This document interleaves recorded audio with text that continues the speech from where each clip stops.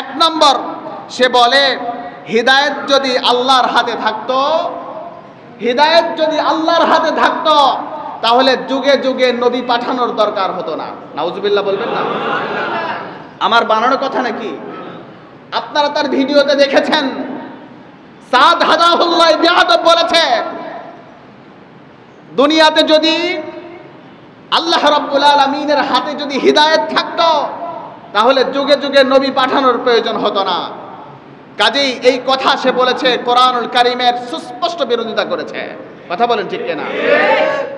তার কারণ আমি তো স্পষ্টভাবে বলি, আমার বাবা যদি কোরআন সুন্নাহর বাহিরে চলে যায় আমি আমার বাবাকে মানি না। আমার পীর যদি কোরআন সুন্নাহর বাহিরে চলে যায় আমি আমার পীরকে লাথি মারতে দেরি করি না। কাজেই ব্যক্তি পূজা ইসলাম সমর্থন করে না। মনে রাখবেন, ব্যক্তি পূজা ইসলাম সমর্থন করে না। ইসলামের দলিল হবে কোরআন এবং হাদিস। কথা বলেন, কোরআনে যেটা রয়েছে, হাদিসে যেটা রয়েছে, সমস্ত উলামাদের যেটা ইজমা হয়েছে সেটাই হবে মুসলমানদের দলিল। কোন ব্যক্তির কথা ইসলামের দলিল হতে পারে না। মুহতারাম হাজিরিন, এই সাদ হাদাহুল্লাহ এই বিআদব বলেছে যে হিদায়াত যদি আল্লাহর হাতে থাকতো তাহলে যুগে যুগে নবী পাঠানোর দরকার হতো না। অথচ আমরা জানি নবীজি সাল্লাল্লাহু আলাইহি ওয়াসাল্লামের চাচা আবু তালেব, তিনার যখন মৃত্যুর সময় ঘনিয়ে আসলো, নবীজি সাল্লাল্লাহু আলাইহি ওয়াসাল্লাম তিনার চাচা আবু তালেবের কাছে গিয়ে বললেন, ইয়া উম্মি কুল লা ইলাহা ইল্লাল্লাহ তুফলিহুন। ও আমার চাচা, আপনি আমার জন্য অনেক কষ্ট সহ্য করেছেন, আপনি পড়েন না লা ইলাহা ইল্লাল্লাহ, আপনার দুনিয়ার জীবন কামিয়াব হয়ে যাবে, আপনার আখিরাতের জীবন কামিয়াব হয়ে যাবে। একটাবারের জন্য পড়েন না লা ইলাহা ইল্লাল্লাহ। কাফের মুশরিকরা বলছে, মুহাম্মদ চুপ হও, কি বলছো এসব? কালিমার দাওয়াত দিয়া বন্ধ করো, তাওহীদের দাওয়াত দিয়া বন্ধ করো, রিসালাতের দাওয়াত দিয়া বন্ধ করো, অন্যথায় তোমাকে মক্কা থেকে বের করে দেওয়া হবে। আমাদের লাতের কি হবে, আমাদের মানাতের কি হবে? তাওহীদের কালিমার দাওয়াত দিয়া বন্ধ করে দাও। আর এদিক দিয়ে আবু তালেবকে বলছে, আবু তালেব খবরদার, কালিমার দাওয়াত গ্রহণ করবা না, আমাদের মুখে চুলকানি মেখে দিবা না, তুমি তো আমাদের লিডার, আমাদের নেতা ছিলা, কালিমার দাওয়াত গ্রহণ করা যাবে না। আবু তালেব কাফেরদের কথা শুনে মুহাম্মদকে বলছে, মুহাম্মদ জানি তুমি যেই দাওয়াত দিচ্ছ নিঃসন্দেহে সেটা সত্য, যেই দ্বীনের দিকে আমাকে দীক্ষিত করছো কোনো সন্দেহ নাই এটা সত্য, কিন্তু চক্ষু লজ্জায় তোমার কথা আমি মানতে পারলাম না। আবু তালেব দুনিয়া থেকে বিদায় হয়েছেন, ইন্তেকাল করেছেন বেঈমান অবস্থায়। নবীজি সাল্লাল্লাহু আলাইহি ওয়াসাল্লাম ঘর থেকে বের হয়ে কান্না করা শুরু করে দিয়েছেন। বলছেন, হাই রে, যে চাচা আমার জন্য এত কষ্ট সহ্য করলেন, যে চাচা আমার জন্য এত নির্যাতন সহ্য করলেন, আজকে সেই চাচা বেঈমান হয়ে মারা যাবে। নবীজি নিজেকে বুঝ দিতে পারছেন না, কান্না করা শুরু করে দিয়েছেন। সাথে সাথে আল্লাহ তাআলা কোরআনুল কারীমের আয়াত নাজিল করলেন। রব্বে কারীম কোরআনের মধ্যে বলছেন, ইন্নাকা লা তাহদি মান আহবাবতা ওয়ালাকিন্নাল্লাহা ইয়াহদি মান ইয়াশা। হাবিব খবরদার, আপনি কান্না করবেন না, হিদায়াত আপনার হাতে নাই, হিদায়াত আমি আল্লাহর হাতে। আমি আল্লাহ যাকে চাইবো তাকে আমি আল্লাহ হিদায়াত দেব, হিদায়াত আপনি যাকে চাইবেন তাকে দিতে পারবেন না। আমার বানানো কথা নাকি? কোরআনে আল্লাহ বলছেন, ইন্নাকা লা তাহদি মান আহবাবতা, হিদায়াত আমি আল্লাহর হাতে, আমি আল্লাহ যাকে চাইবো তাকে হিদায়াত দেব, আপনি যাকে চাইবেন তাকে হিদায়াত দিতে পারবেন না। কাজেই নবীজি সাল্লাল্লাহু আলাইহি ওয়াসাল্লাম সাথে সাথে শান্ত হয়ে গিয়েছেন। কাজেই সাদ হাদাহুল্লাহ বলে, হিদায়াত যদি আল্লাহর হাতে থাকতো যুগে যুগে নবী পাঠানো হইতো না। কাজেই সাদ সাহেবের এক নম্বর আকীদা কোরআনের সাথে ইখতিলাফ হয়ে যায়। কথা বলেন ঠিক? কোরআন বিরোধিতার আকীদা হয়ে যায়। আমাদের আকীদা হলো, কেউ যদি কোরআনের আয়াতকে অস্বীকার করে, কোরআনের আয়াতকে ওভারটেক করে, অস্বীকার করে, অবজ্ঞা করে, সে ইসলাম থেকে খারেজ হয়ে যায়। কথা বলেন ঠিক? কারণ সে যদি যেহেতু বলেছে যুগে যুগে নবী পাঠানোর দরকার হতো না যদি আল্লাহর হাতে হিদায়াত থাকতো, কাজেই এই কথা যদি সে অন্তর থেকে বলে থাকে, তার আকীদা যদি এমন হয়ে থাকে, তার ঈমান নাই, এর মধ্যে কোনো সন্দেহ নাই। কথা বলেন ঠিক? সে দুই নম্বর তার ভ্রান্ত আকীদা। সে বলে সমস্ত নবীরা শাস্তিযোগ্য অপরাধ করেছেন। নাউজুবিল্লাহ বলবেন না? হযরত আদম আলাইহিস সালামকে আল্লাহ রাব্বুল আলামিন একটা গাছের কাছে যাইতে নিষেধ করেছিলেন, কিন্তু আদম আলাইহিস সালাম শয়তানের প্ররোচনায় ওই গাছের কাছে গিয়েছেন, ওই ফলও খেয়েছেন।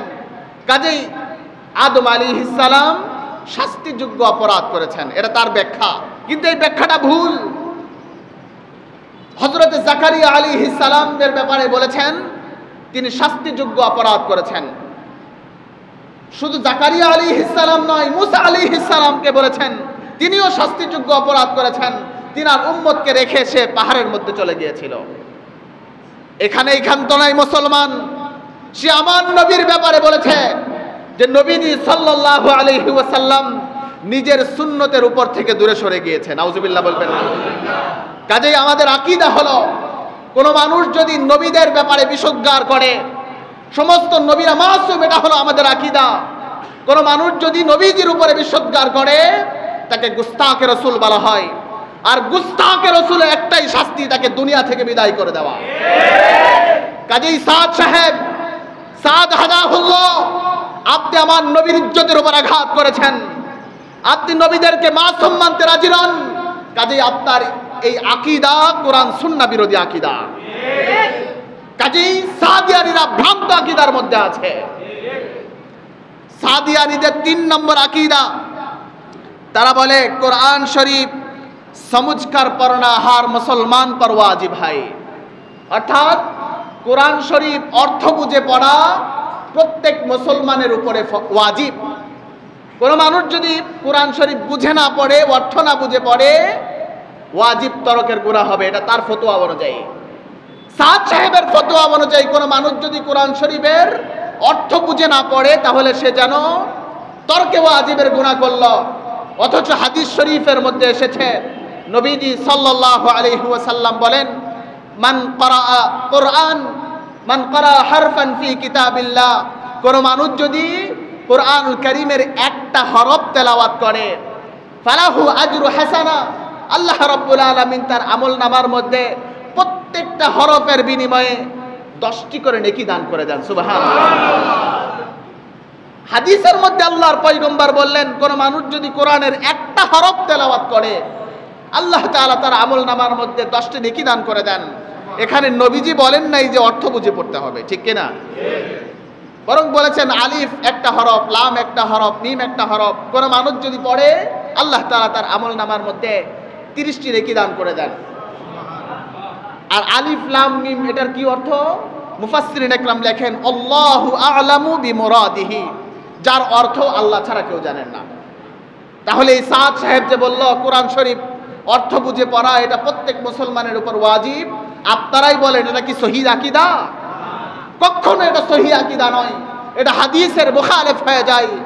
আমাদের আকীদা হলো কোন মানুষ যদি হাদিসকে অস্বীকার করে, হাদিসকে অবজ্ঞা করে, হাদিসকে অস্বীকার করে, সেও ইসলাম থেকে খারেজ হয়ে যায়। কথা বলেন ঠিক কিনা? কাজেই 3 নম্বর আকীদা সাদ সাহেবের আমরা বুঝলাম, সে কোরআন হাদিসের হাদিসকে সে অস্বীকার করেছে, হাদিসের ব্যাখ্যার বিপরীত সে কথা বলেছে। কাজেই তার আকীদা এটা সহিহ নয়। কোন মানুষ যদি এই আকীদা লালন করে, পরিপূর্ণরূপে অন্তর থেকে লালন করে, সে ইসলাম থেকে খারেজ হয়ে যায়। 4 নম্বর তার ভ্রান্ত আকীদা। সাদ সাহেব বলেন নামাজ মসজিদের গুরুত্বপূর্ণ আমল নয়। আরে জোরে বলেন না নাউজুবিল্লাহ। এটা সাদ সাহেবের কথা, আমার বানানো কোনো কথা নয়। সাদ সাহেব বলেছে, সাদ হাদাহুল্লাহ, এই বেয়াদব বলেছে নামাজ মসজিদের গুরুত্বপূর্ণ আমল নয়। নামাজ গুরুত্বপূর্ণ আমল নয়, বরং মসজিদের গুরুত্বপূর্ণ আমল হচ্ছে মশওয়ারা করা। জোরে বলেন না নাউজুবিল্লাহ।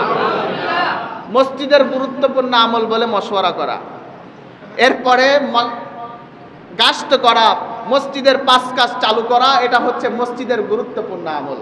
এটা সাদ সাহেবের কথা। মুহতারাম হাজিরিন, অথচ মসজিদ তৈরি করা হয়েছে নামাজের জন্য। কথা বলেন ঠিক? মসজিদ তৈরি করা হলো নামাজের জন্য, অথচ এই গাধা বলে মসজিদের গুরুত্বপূর্ণ আমল নামাজ নয়, মসজিদের গুরুত্বপূর্ণ আমল হচ্ছে মশওয়ারা করা, গাস্ত করা। সে আরো বলেছে মসজিদের মধ্যে এসে কোনো মানুষ যদি এই গাস্ত এগুলা থেকে নিজেকে মওকুফ রাখে, দূরে রাখে, সে যেন দিনের একটা রাহকে দূরে সরিয়ে দিল। নাউজুবিল্লাহ বলবেন না?